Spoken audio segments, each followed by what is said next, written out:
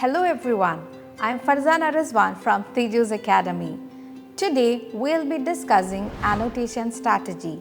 As we all know, we have 4 modules in IELTS: listening, speaking, reading and writing. Most of us find difficulty to solve questions from reading module. In order to make your reading easier, we can use the techniques of annotation. Now, what do you mean by annotation?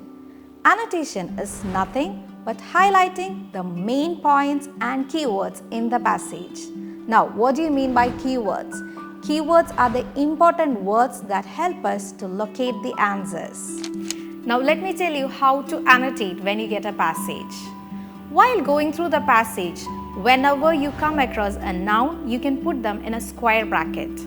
And whenever you come across some important dates, numbers or figures, you can circle it. And you can underline the main points, examples, informations.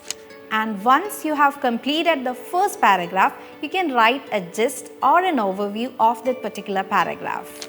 And if you come across any unfamiliar words, you can note it down in the blank areas. So likewise, you can annotate the whole passage. So this technique would definitely help you to read actively and critically.